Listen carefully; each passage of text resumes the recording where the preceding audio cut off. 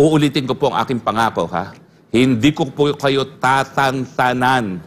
Pakukulong ko po kayo dahil kasalanan talaga ang ginawa ninyo na yung para sa mahirap, para sa kinakailangan sana tustusan ang buhay ng mga mahihirap, lulustayin nyo pa ngayon.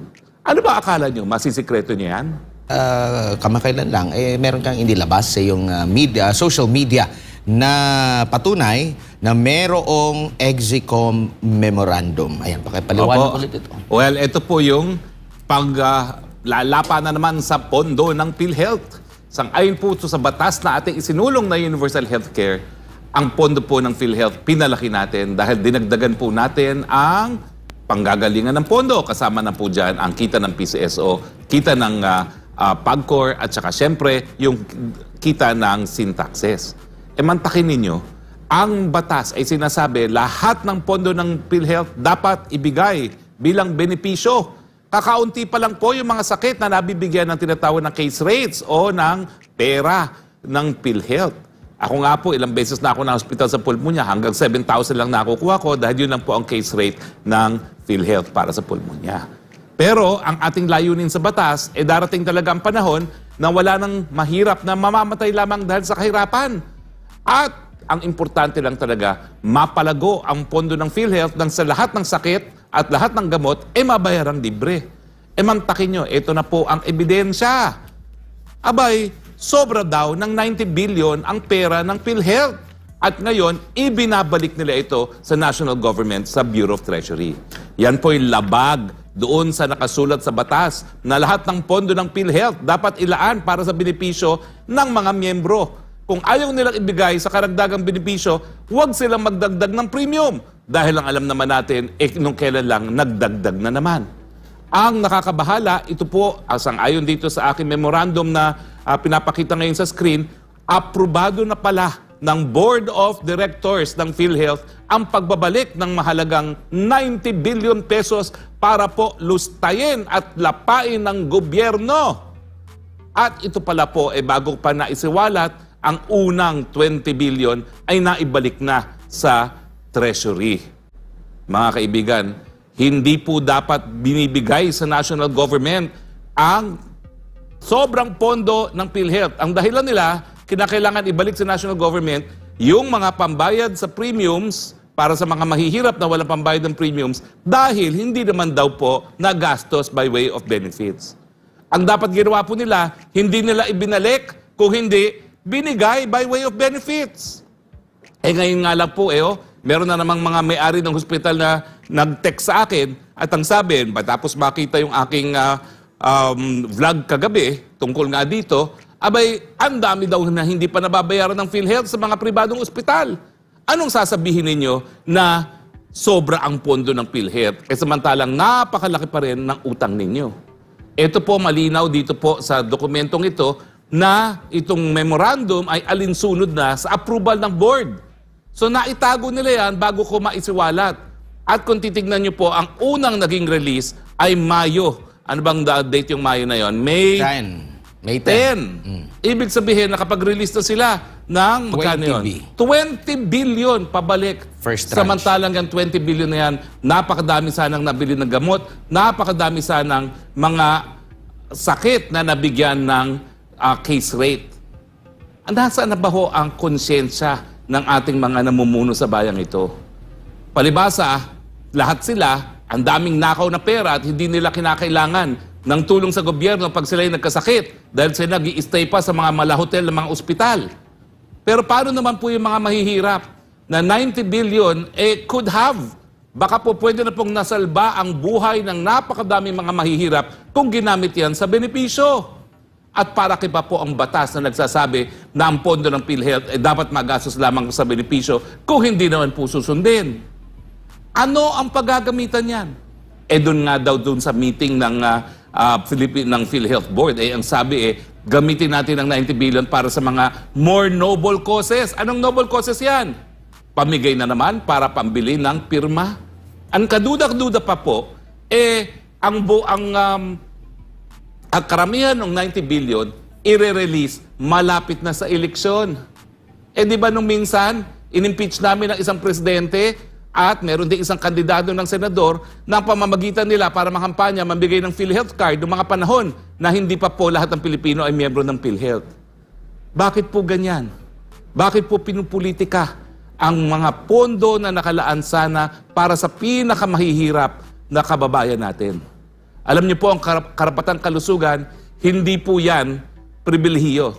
Yung pagbibigay po ng paggamot, hindi po yan epal ng politiko. Yan po ay karapatan ng lahat ng mga mamamayan na kinikilala sa buong daigdig. Kaya nga po, dinala ko dito sa Pilipinas ang Universal Healthcare dahil natikman ko po kung paano ang Universal Healthcare nung ako po ay nag-aral sa Inglaterra bilang isang foreign student. Bilang isang diabetiko, na-shock po ako nung binigyan ako ng 2 buwang gamot na ang bayad ay £5 lamang na administrative fee. At na-shock din ako na lahat ng aking mga diagnostics libre. Nung mga nangyari po yan, 1995-1996 ako, nag-aral sa Inglaterra para sa Master of Laws, sabi ko, sana ang Pilipinas yumaman din para magkaroon ng ganitong programa. Na-shock na lang ako na 10 taon later, inimbita ko na isang kaklase ko, doon din sa England, at linunsad nila ang kanilang sariling universal healthcare. Nung una, ang bayad sa Thailand, 5 baht para sa lahat ng paggamot. Ngayon, libre na rin. Ang sabi ko, kung ang Thailand ay kayang gawin yan, bakit hindi kaya gawin ng Pilipinas? Kaya nga po nung tayo pinagbigyan ng mandato ng taong bayan para maging miyembro ng 17th Congress, sa kauna-unahang araw at kauna-unahang oras ng Kongreso, matapos tanggapin ang mga bills nung dating Speaker Pantaleon Alvarez, yun po, House Bill number 14, kung hindi po ako nagkakamali, Universal Healthcare. At hindi po tayo tumigil. Alam niyo ba mga kaibigan, ito pa ang dahilan kung bakit tinutulan ko ang appointment ng dating Secretary Ubial bilang isang kalihim ng Department of Health. Dahil nung kami nag-usap, sabi ko, hoy, ma'am, ito, Universal Healthcare, kailangan natin to, libre paggamot at libre paggamot. Sabi niya, ay, oo, tama yan, tama yan. Mantakin mo, matapos ang mga 2 linggo, siya ay nagpresenta ng legislative agenda sa Kongreso at walang Universal Healthcare. At nung tinanong ko sa kanya, bakit wala yung pinag-usapan natin? Sabi niya, meron na tayo nun. Mali po. Bago po magkaroon ng Universal Healthcare, bagamat narariyan na ang PhilHealth, ang nais ko nga sana ay baguhin ang pangalan ng PhilHealth para matanggal na rin ang lahat ng buhaya dyan na naglulustay ng pera ng PhilHealth, ang meron lang po tayo ay health insurance. Dahil dati, bago ang batas natin, ang pribilehiyo, ang mga benepisyo na nakukuha sa PhilHealth, nakasalalay sa amount na kinokontribute ng mga members. Pero ang Universal Healthcare po, ang pagkakaiba, alam natin na yung premiums hindi sapat para ibigay yung mga benepisyo na kinakailangan ng ating mga kababayan.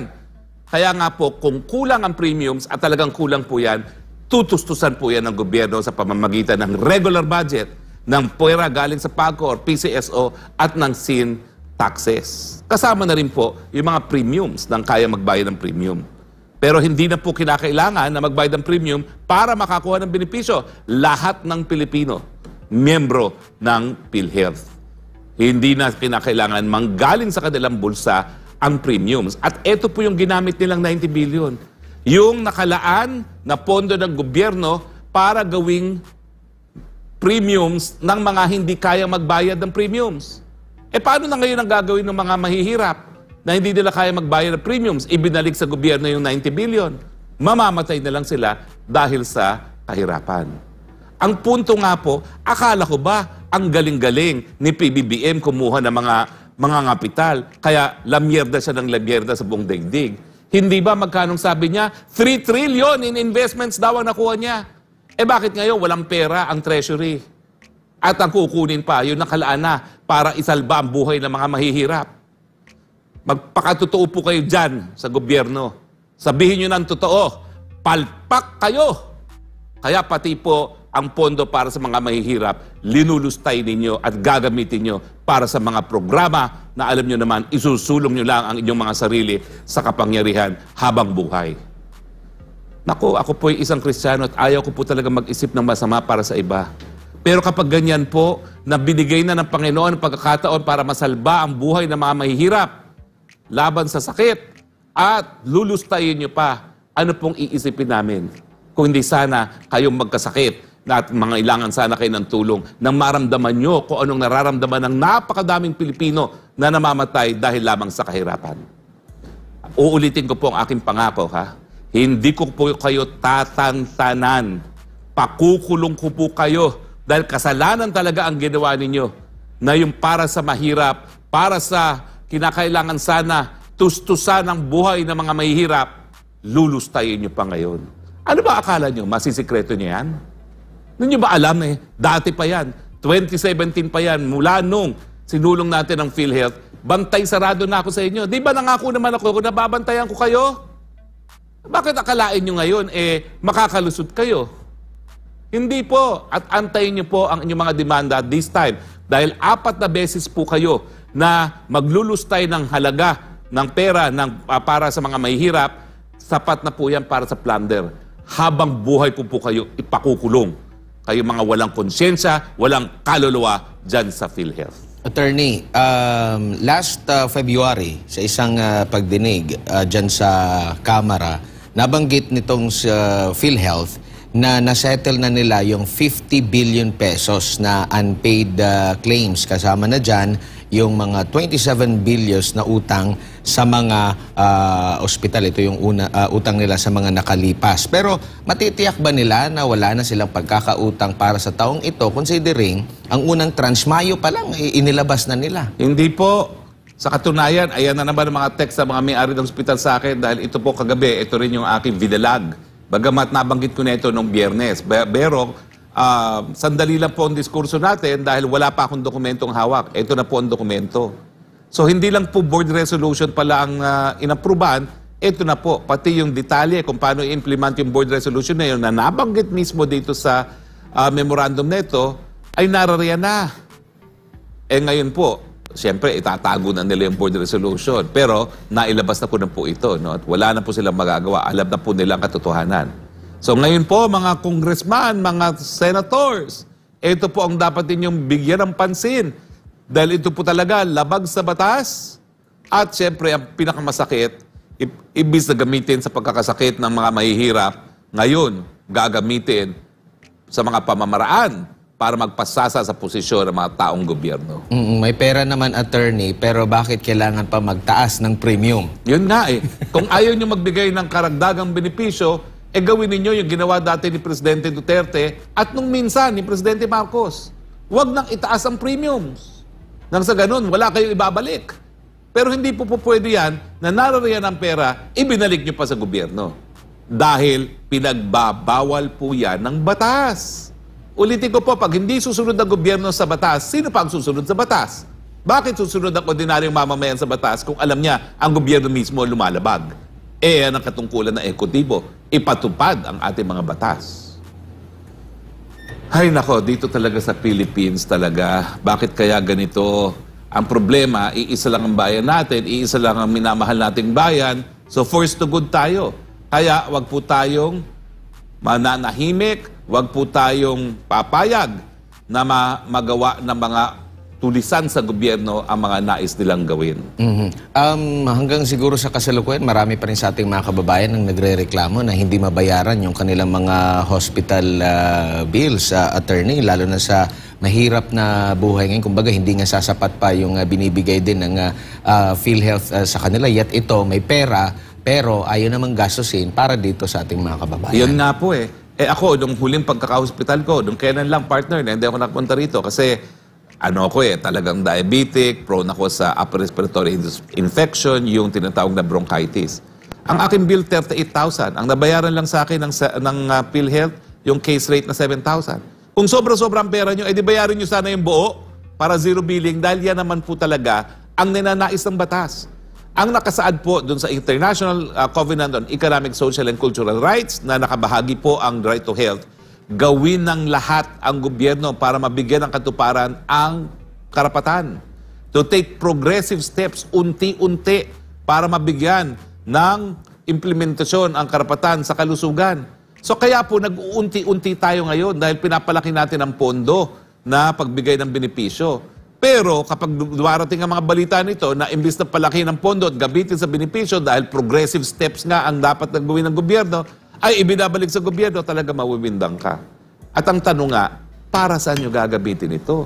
Alam naman natin, ano ba yung programa na bagong linabas nila para sa charter change, yung kauna-unahan na hindi nakasaad sa batas? At si Speaker lang. AKAP ba yun? AKAP? Ano, pupunduhan nyo itong AKAP sa pamamagitan ng 90 billion? Sige nga. Naku, magkaroon naman kayo ng konsensya at kaluluwa, no? Nakakakilabot talagang ginagawa nyo. Di ba, attorney, nagre-reflect yan sa liderato? Malacanang mismo? Siyempre. Oh. Kasi apparently, doon sa memorandum na yan, Department of Finance ang humingi. National Government ang humingi. Mantakin mo. Imbis na magbigay ng karagdagan para sa benepisyo, kinuha pa ng National Government. Aminin nyo na ang totoong estado ng ating budget na naubos na ang kaba ng bayan dahil sa pagbabiyahe, dahil sa korupsyon. Pagbabiyahe na wala naman kayo napapakita ng talagang mga nangangabital, resulta ng pagbabiyaheng yan. Nagbabiyahe lang naman kayo dahil sabi ng pungsyoy, masama ang pungsyoy mo, baka ka mapasipa sa pwesto. Kaya pilit kang umaalis dahil ganun daw ang dapat gawin. Kapag masama ang pungsyoy, hindi man takin mo. Pungsyoy, tapos ang magbabayad, taong bayan. Kayo masaya. Mababasa dito sa dokumento, attorney, basahin ko lang yung sa kalawang punto dito sa agreements, directives, action points. This is a unique transaction of PhilHealth to remit the 89.9 billion pesos to Bureau of Treasury without pre-termination of investment and excess of government subsidy over benefit payment expenses. Ibig sabihin, first time itong nangyari sa ahensya? First time po talaga to. At saka yung binasa mo, ibig sabihin, ang ibinabalik nila, yung kontribusyon ng gobyerno na hindi nagastos para sa benepisyo. Ang tanong nga, bakit hindi bitayan ng PhilHealth dahil hindi na ibigay sa benepisyo? Sinasabi nyo ba, kulang yung mga mahirap na kailangan ng tulong? Wala ba nangangailangan? Oo nga, wala ba nangangailangan yan? Dapat talaga, ibitin kayo ng patiwarek dyan sa Plaza Miranda. Dahil mantakin mo, babalikin yung kontribusyon ng gobyerno na hindi nagastos sa benepisyo. Kasalanan po yan, may pera, hindi nyo binigay bilang benepisyo. Ay, naku talaga po. Nakakainit ang ulo. Ikaw naman kasi, unang item, yan ang linabas mo. Hindi wala na, no? Buong programa na ngayon, mainit ang ulo natin. Ang tanong ko lang din, baka patunay ito na haka-haka lang kahirapan. Yun nga. Dahil sa isipan ng gobyernong ito, haka-haka lang ang kahirapan. Kaya po pwedeng ibalik dahil walang nangangailangan ng benepisyo. Tamaan sana kayo ng kidlat. Easy. Tamaan sana kayo ng kidlat dahil dyan sa inyong pag-iisip na yan. Pero ang laki ng podong ito, ha? 90 billion mo naman. 90 billion. Oo. At saan gagamitin yan? Tsaka napakaaga pa, attorney. Sabi ko nga, Mayo pa lang, ibig sabihin, ang dami na ninyong surplus. Wala bang naghihirap? Paano na lang yung halimbawa, pagpalagin natin, ngayong mga nakalipas na buwan, walang naghirap. Dito sa mga susunod na buwan, doon yung maraming hihingi ng tulong. Which is imposible naman talaga na walang naghihirap. Punta lang po kayo sa mga public hospitals. Ang dami po. Makikita nyo talaga. Diba? At hindi lang. Siyempre, maraming hindi na nagpupunta ng ospital dahil alam nila wala naman sila makukuha. Tapos, umaasa pa sa mga guarantee letter sa mga politiko na para mga politiko ang nagbibigay benepisyo, hindi gobyerno, no? Nakakaiyak po talaga yan. Ang dami po talagang pumipila para sa guarantee letter ni Congressman at ni Senator na parang sila nagbibigay ng karapatan nito. Hindi po. Patronage po ang tawag dyan. Kaya ako, tutol ako dyan sa pagbibigay ng medical assistance sa mga politiko. Dapat yan, buong buo, ibigay sa PhilHealth at magkaroon ng zero billing na bayad kaagad ng PhilHealth kung kakayanin ng PhilHealth. Pero itong pagbabalik po ng pondo, ito po yung patunay na baka kaya nga ng PhilHealth. Dahil kaya niya magbalik eh. So dapat i-delete na yung nasa na mayroong gradual na increase din sa benefit package, di ba? Kasi last time 30% eh. Yung alam mo, hindi yun hindi yun sinuspindi recently ng Pangulo. Yung pagtataas niyan, yan ay nasa implementing rules and regulation na PhilHealth din ang bumuo. Hindi naman po kami yan. Sabi mo nga, wala. Bilang mambabatas. Kayo yan eh. Tapos ngayon, magbabalik kayo ng pera dahil excess sa benepisyo na naibigay ninyo. Kalokohan po yan. Sa interview pa nga nila, sana hindi suspindihin ng Pangulo kasi nga makakatulong daw ito sa ating mga kababayan. Yet merong sobra-sobrang pera. Kasi lumabas na yan eh, kung di ko nagkakamali, na 200 billion ang excess funds nila. Wala po sa mandato ng PhilHealth pag-ipon ng pera. Ang mandato po ng PhilHealth, ibigay sa benepisyo. Kung sa tingin ninyo, walang sapat na kumukuha ng benepisyo, dagdagan nyo yung benepisyong binibigay kasi yan naman po ang intensyon namin nung ginawa namin yung batas na yan. Sa simula, kaunti lang ang bibigyan ng benepisyo. Pero habang lumalaki ang pondo ng PhilHealth, dapat lumalawig din ang benepisyo. Yung TAC na tinatawag na binuo namin, yung Technical Assessment Committee. Yan po nagde-decide kung ano yung mga bagong ibibigay na benepisyo. Bakit hindi nyo ngayon bigyan ng pondo ang stent operation? Ako po, may stent. Pero wala pong kahit sinong makakakuha na kahit anong pribileyo sa PhilHealth pag nag-stent. Ang open heart surgery, sa heart center lang po pwede makakuha ng benepisyo. Eh di gawin nyo sa buong Pilipinas na. O, yung chemotherapy at saka yung radiation, kung talagang ang 90 billion nyo, ibigay nyo na 90 billion worth of libre dahil ang dami pong cancer victims na mamamatay na lang sa cancer dahil hindi nila kaya labanan. Ang dami pong mga lugar sa Pilipinas na yung mga gamot na maintenance hindi na ibibigay na libre sa ayon sa batas. Dahil ang lokal ng mga pamahalaan ay wala raw sapat na pondo. Eh di bilhin nyo yan 90 billion pesos na gamot at ipamudmud ninyo sa mga LGUs ng lahat ng nangangailangan ng maintenance medicine makakuha. At sa ganun, hindi na lalong lumala ang kanilang sakit. Napakadali po ng solusyon kapag meron kayong extra pondo. Pero para ibalik po sa gobyerno, para lustayin ang mga kurakot sa gobyerno,